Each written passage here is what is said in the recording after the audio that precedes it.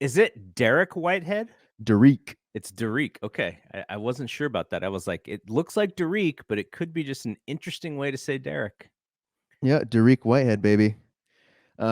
He is I he was one of my favorite prospects going into the college season, so there might be a little bias pick here, but he was like Derek Lively. They both went to Duke, and like Derek Lively, he and Derek Lively were like 1 and 2 on the high school rankings, high school top 100 rankings going into college, and we all know that the Warriors love those guys. Mm-hmm. But with Dariq is that he fractured his foot. Yeah. I want to say at like the start of the college season. So they kind of really like it's a very PBJ like story. Top high Mm-hmm. school recruit gets a major injury. It messes with his college season. But I think the reason why, I'm actually gonna step back a little bit here because the Light Years posted a tweet today or posted or yesterday, or it was some clip of their podcast, and their approach to the draft, their mentality is kind of what like I've been doing in a sense, but I didn't really like say it. They were saying something like, just like the Warriors should just try to hit singles in this Mm-hmm. draft. They shouldn't try to go for the home run or something. And I think I've been kind of doing that, but the guys I've been trying to hit singles with also still have a little bit of upside. We talked about Chris Murray, my first one, and he, his twin brother is someone who, if he was on the Warriors, we'd probably pick him to go to the finals. That's Mm-hmm. how much promise his twin brother has, and twins are usually around the same talent level. But Chris, so that was my little upside. Like, can he become a version of Keegan? My What next about one the was what about the Cavender twins? Have you seen them? yeah, yeah. NIL deals, man. Mm-hmm. Um, and then my next one was Derek Lively, who I think can seamlessly be a single at like his worst, but there's a little bit of upside if he could hit the 3-point shot at a decent clip. Like that's a home run. And then I think it was Jordan Hawkins, where this guy's a shot creator, but if he turns into like some type of two-way player, that's a single, but then now it's a home run. So I'm kind of at the same point here with Dariq Whitehead. I feel like this is a semi-relatively solid floor type of prospect, but because of what he did in high school, like I feel like there is like a all-star type of ceiling. And I mean, this is just a guess, but I watched his high school stuff. Like, he, again, one of my favorite prospects going into college, because I watched all these guys, the top 7 high school prospects. Like, I watched like all their high school stuff. It was like him, Derek Lively, Cam Whitmore, both Thompson twins before they went to OTE. And then Nick Smith Jr. was all these guys I watched their high school tape of. And Dariq's was so interesting to me because he's like a 6'6", 6'7", like ball handler who's, creating his own shot off the dribble, creating separation, hitting tough shots with defenders in his face, has a good 3-point shot, is a really solid athlete. Like, he was someone who just legitimately did it all in high school. And the high school Mm-hmm. he went to was Montverde, which is like the top high school in Florida, top high school in the world for basketball. It's the one that Moses Moody, Scotty Barnes, and Cade Cunningham went to. It's the one that Ben Simmons, RJ Barrett, a lot of players went to this high school, and he was like the lead dog in that high school. So I just had a lot of stock in him going into college. He gets hurt into college, and then he comes back and he's slow. He's lost a step, Mm-hmm. and that's worrisome. But I feel like he transitioned pretty well into being like, okay, I'm going to take up this role and not try to be the lead ball handler, not try to be the guy who's going to go get a bucket. I'm just going to shoot, catch and shoot threes and play defense. And so that's why I feel like he has a relatively high floor, because it feels like he seamlessly transitioned into a 3-and-D type of prospect at 6'6".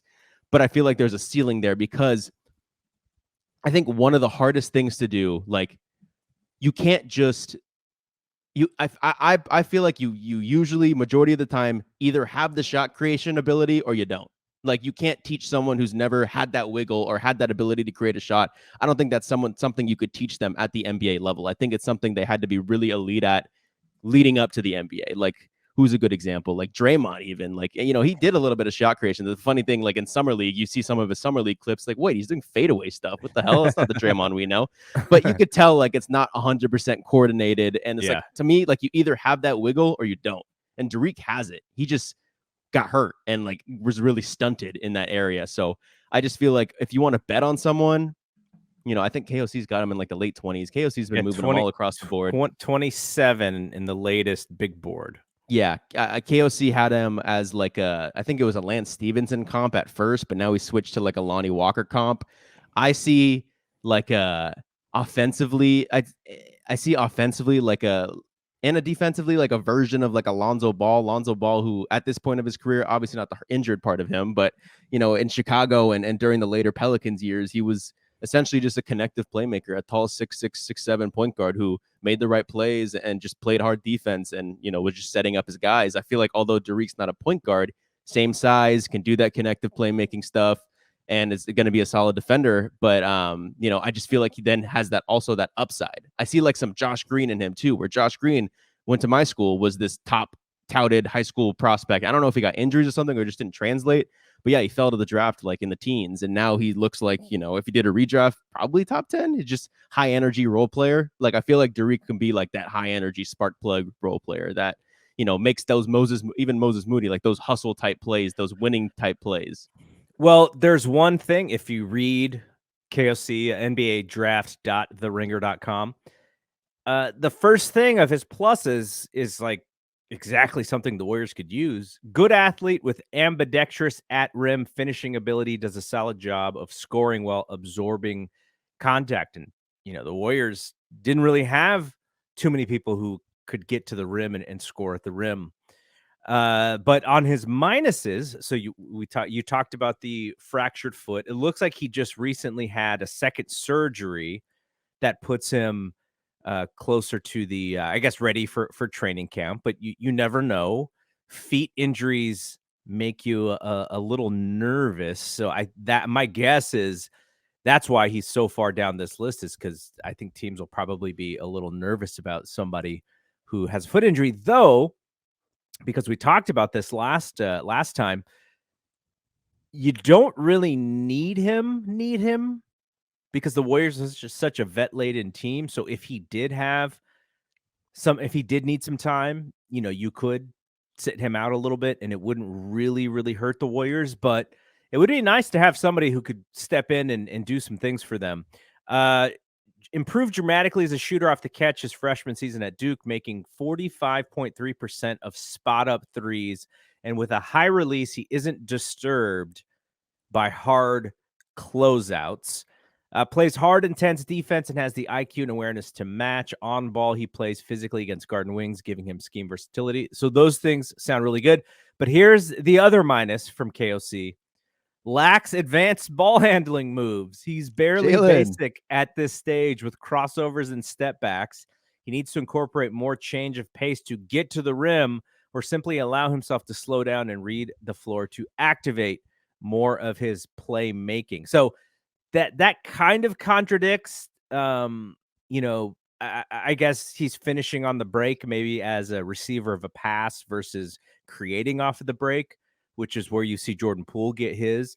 So that's an interesting contradiction for somebody who's going to have to play wing because he's only 6'6" and 193. He'll have to play some two guard. So not being able to handle is a little tough.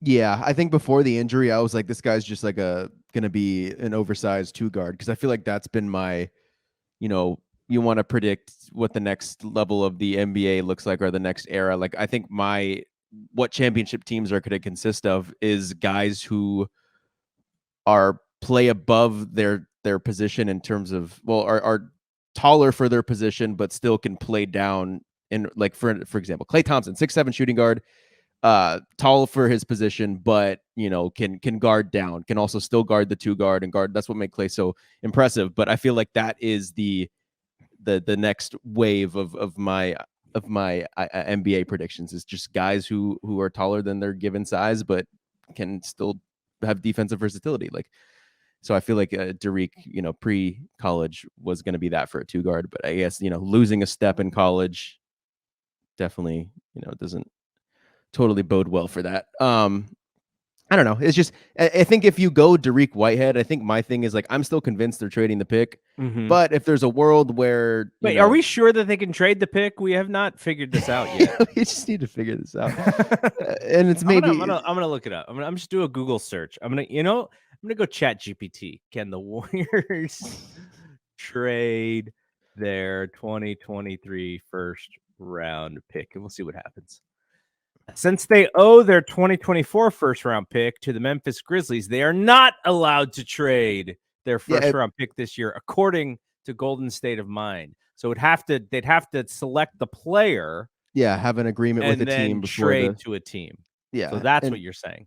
yeah. And I think if there's a world that I don't want it to happen, but if there's a world where, it's package Jordan Poole, Jonathan Kuminga, and like future picks for a player, and it's like we're gonna retain this pick, then I think they could go like try to hit a home run. Like I don't think then that this pick is because I feel like if they go for another project who's going to be like a PBJ and not play throughout the season, like they can't afford another one of those guys, especially on this roster with how many guys they already have like that. Like who's to say PBJ can even play next year for this team? And he is owed a roster spot. Rollins is owed a roster spot. Moses Moody, who finally started getting playing time, but we'll see what Kerr does, is owed a roster spot. Jonathan Kuminga as well. So it's just you can't go ceiling pick guy who's not ready to contribute right now if everyone on the roster comes back. But if you were to open up some of those project players and move them and then try another project, then I could see where a